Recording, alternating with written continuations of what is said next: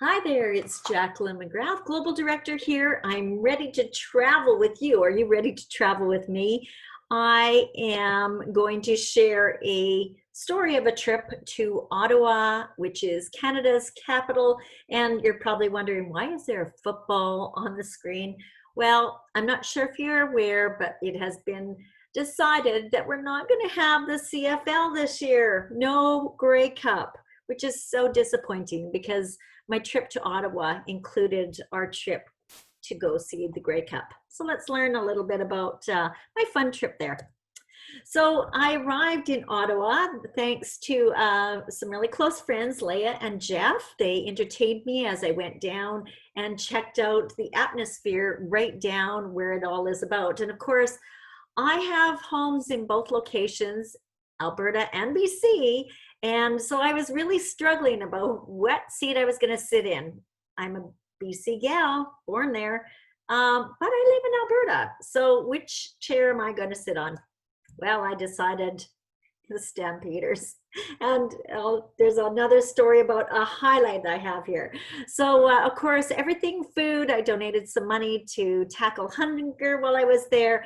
As you can see, those football players truly have broad shoulders. My head didn't even come close to fitting in that little photo booth that they had.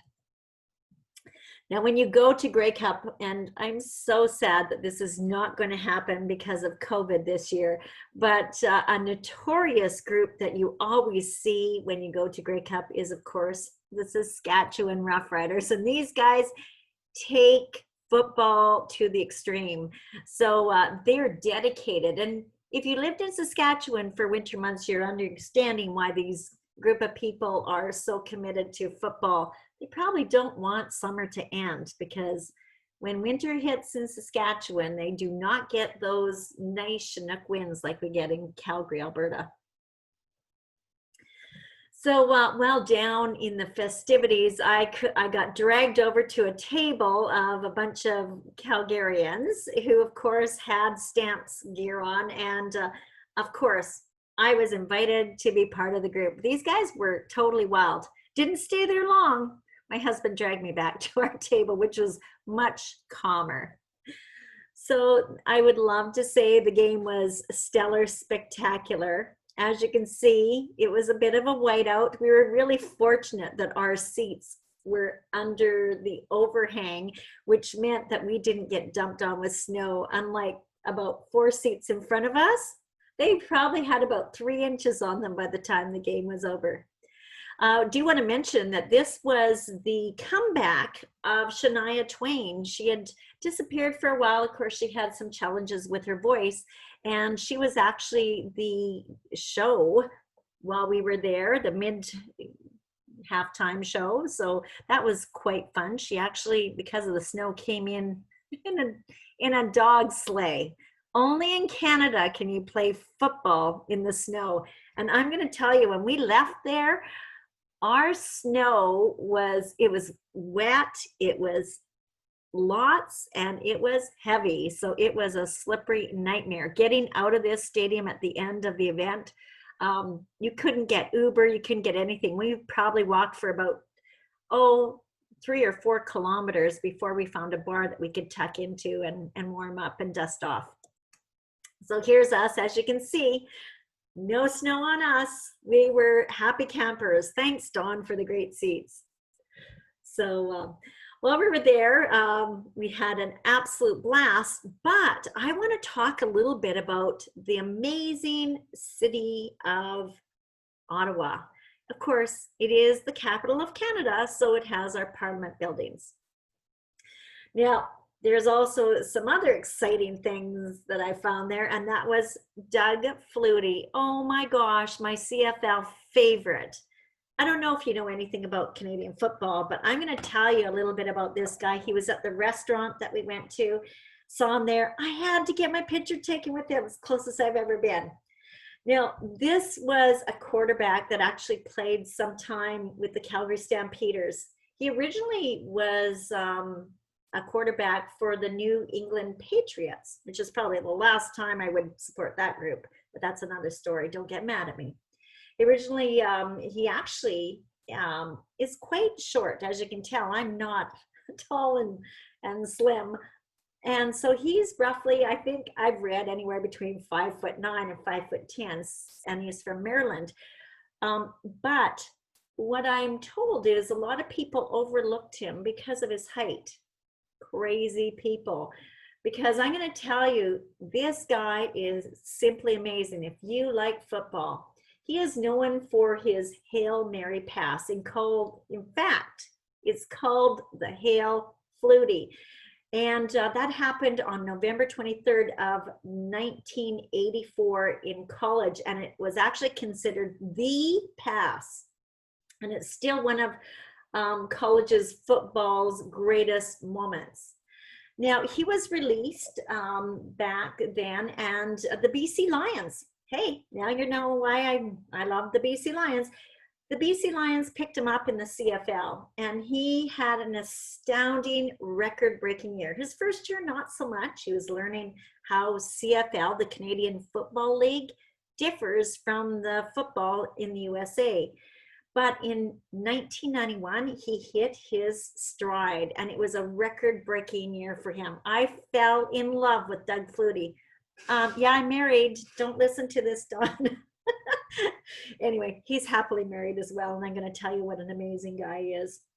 So in 1992, he became a free agent, and that's when the Calgary Stampeders picked him up. And he was there from 1992 to 1995. He actually won, or helped us win, the Calgary Grey Cup in 1992. Oh, I remember that year like crazy. He had 48 touchdown passes in 1994 with Calgary. And in fact, he is actually in the Hall of Fame, the CFL's Hall of Fame. He still has the record. After Calgary, he moved on to the Toronto Argonauts, won another Grey Cup there. And in total, he had 3 Grey Cup wins. And he retired when he was 43 years old. He had 6 Most Outstanding Player awards. He now has moved on. And of course, I saw him here. He was actually playing at the fun area of football. And he actually has a band. Yeah, it's an okay band. It's called the Flutie Brothers. I don't know if you know this, but he also has another brother that was in football as well.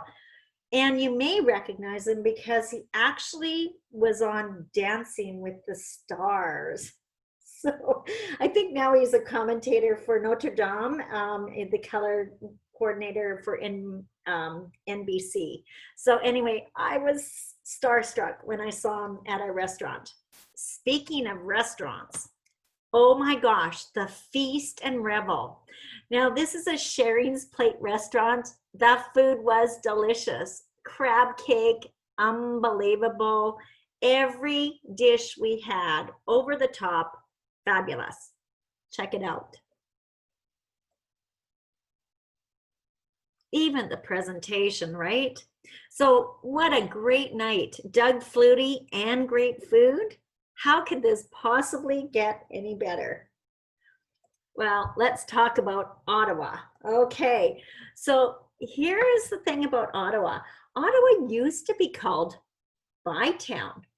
And it was named after the engineer who constructed the Rideau Canal. Now you can see where the guys are standing behind us.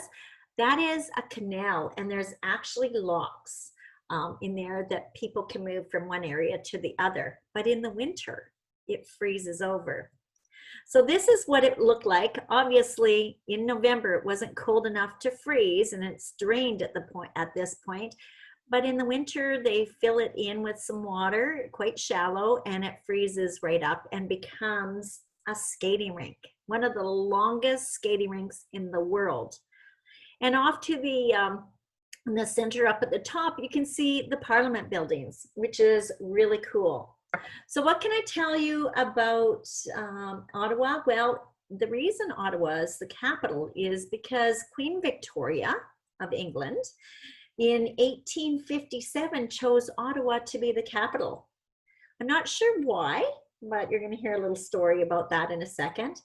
But Ottawa is basically on the south banks of the Ottawa River, but it's also the connection of the Gatineau River and the Rideau River. And directly across, you can see some hills off in the background there. That is Quebec.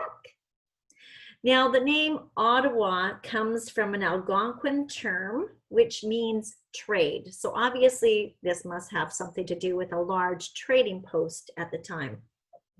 Fun city facts. This is the the seventh coldest capital in the world. You know, Moscow and places like that have surpassed Ottawa, but it's not a hotbed. And in fact, this place actually gets about on average, about 92 inches of snow. Now, just FYI, it was the seventh coldest capital of the world, but originally Winnipeg, Manitoba was supposed to be the capital of Canada. Thank goodness that wasn't chosen, because I'm sure that would have been the coldest capital of the world. If you've ever been to Winnipeg, Manitoba in the winter, tell me, would it not be the coldest capital in the world? So Ottawa has about 25% of their population is born outside Canada, and almost half the population here is under the age of 35, making it one of the youngest cities in the world with the most educated people in it. Being bilingual here, by the way, because it's a government city, is very important. Most people are bilingual, if not having multilingual, because they've got a lot of people who come into this city. They say roughly about 7.3 million people visit this place annually. And according to Forbes, I should maybe turn to another picture. It's considered the fourth cleanest major city in the world. So thank you, Forbes. The federal government is the major employer here. And as we walked around, we loved how clean it was and the beautiful statues that were there. As you can tell, you can see by my hair, it was a little windy, and we have our winter coats on, a little chilly that day. So there's also the most scientists, engineers, and PhDs per capita than any other Canadian city. So, hey, that's pretty cool. Now, you know that I love UNESCO heritage sites, and actually, I should have mentioned earlier that Rideau Canal is actually a UNESCO heritage site. That site goes back to the 19th century with the Slackwater Canal, and it's called the Hartwell Walks.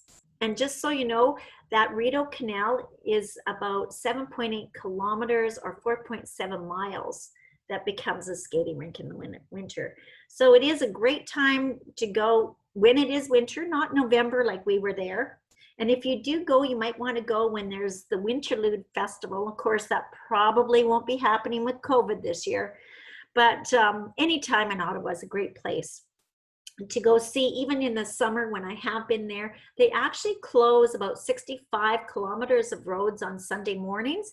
So it becomes just a great area to walk, bike, ride, and hang out. It also has 14 national museums, including the Canadian National Museum of Civilization, which is the most visited museum in Canada. So who are the famous people that come from here? Well, I'm going to list off a few names. How about Alanis Morissette? Remember her? Dan Aykroyd. How about Sandra Oh? Matthew Perry. And hey, FYI, Tom Cruise actually went to high school here for a short period of time. So there you go. It's claim of fame. Now this is the cenotaph, which is this is the tomb of the unknown soldier. It's the National War Memorial. So on Remembrance Day, November 11th, when you see the Canadian Memorial, this is where they will actually place their poppies. So it was really cool to be there and honor those who have fallen. I am endeared and so honored for those who dedicate their lives to the military to keep us in freedom, I guess, freedom and safety. So let's talk a little bit about these Parliament buildings. So this is from the back side, looks totally different from the front. So the Parliament buildings are actually on Crown land on the top of a hill called Parliament Hill. And it's considered a National Historical Site, obviously. It was deemed that in 1976. It was originally the site of a military base back in the 18th and 19th century. But when the Queen named it the capital, the buildings that you currently see started to rise. Now, of course, they weren't of this grandeur. They kept being added on and added on. And in fact, there was actually a fire that happened here in 1916 that destroyed the center block of this area.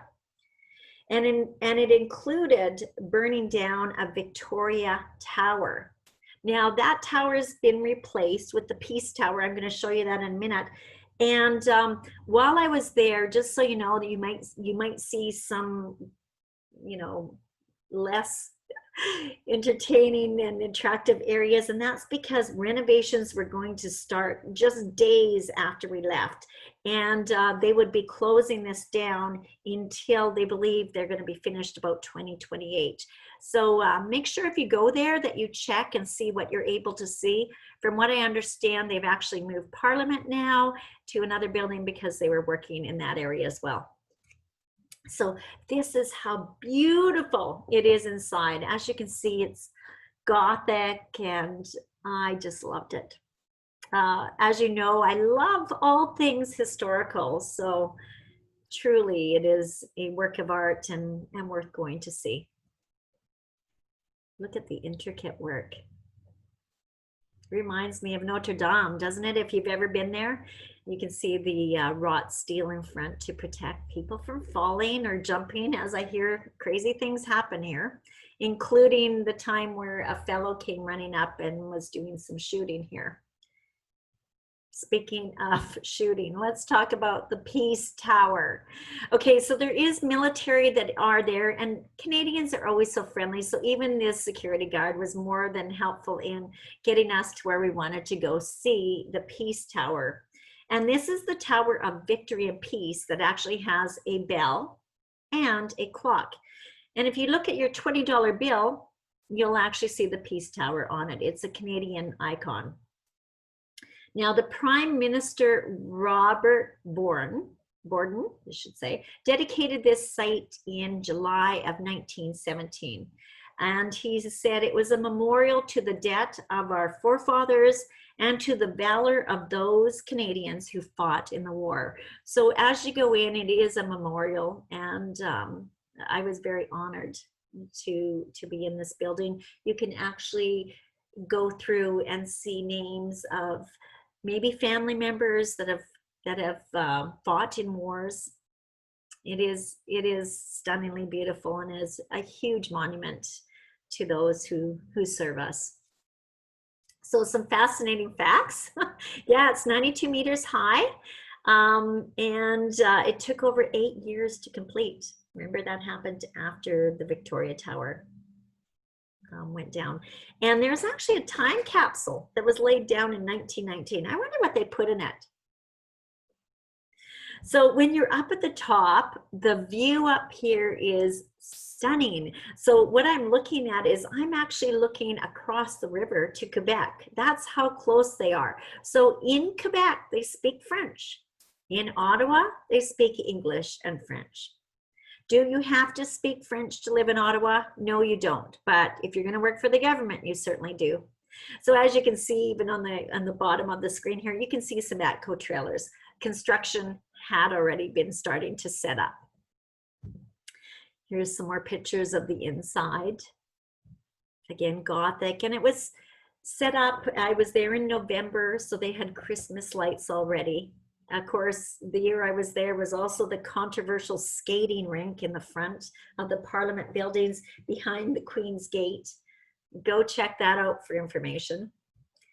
I'm going to show you a beautiful room where back in 1866 and 67, delegates represented the provinces of Canada. So this is the Dominion of Canada plate, and it was actually signed in this amazing room. Look at the library. Now, of course, I couldn't go in and open up books, but I would have loved to. It was, you have to be part of Parliament or be a member to actually touch those special books in those archived shelves. There is also the Bill of Rights, and we're going to talk another really important bill that well, not bill, but ruling that happened that I'm quite excited about. But in 1960, the Canadian Bill of Rights came out, a heritage of our freedom. So this is our Parliament. There, of course, I was there on a weekend, so nothing was happening, but it can get pretty lively. I'm going to tell you, watch some Parliament or watch some news sometime as we speak about this right now. Our Prime Minister is in a little bit of hot water about the WE funding. So anyway, he's now closed down Parliament for a little bit of time. I probably just get the heat off of him. So this is the seats that they sit in, the wood carvings. You can see why it's a National Historical Site. So this is us getting ready to leave, our little Christmas picture, and then off we go.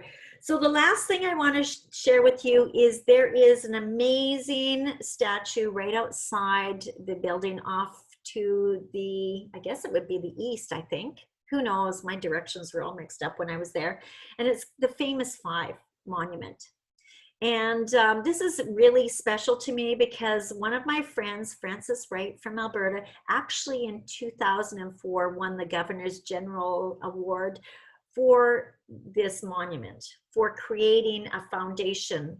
And there are two monuments. There's one, of course, at the Parliament Building in Ottawa, but there's also one in Calgary. Now, these fabulous five women were trailblazers. And the artist that did this is Barbara Patterson of Edmonton. Now, these women actually took to the Supreme Court a case because before 1920, well, in 1928, the women wanted to be part of Parliament, but were told, sorry, you're not qualified as a person. So if you can believe, back in 1928, women were not people. And so they challenged that, went to the Supreme Court in 1928, and October 18th of 1929, women became persons. Can you believe that? Wasn't that long ago? So this is a statue depicting the 70th anniversary. So back in 2000, this women statue, the Fab Five statue, was created. So thank you, Frances Wright, for spearheading the fabulous Famous Five Foundation. And I just want to share her manifesto. You're more than welcome to read it. But bottom line is, to the Famous Five, we are curious, we are ambitious, we are adventurous, we are ingenious, and we are courageous. So women of the world, and especially of Canada, be very grateful for our forefathers, the Famous Five, which are Irene, Parleby, Louise McKinley, Nellie McClung, Emily Murphy, and Henrietta Murr Edwards, all of Alberta, who overturned that case so women could be people. So I hope you enjoyed my famous, fabulous trip to Ottawa. It was a great time. Make sure you come back for another travel story. They happen on Wednesdays. Take care and enjoy your life. And aren't you glad that these women did what they did? Bye for now.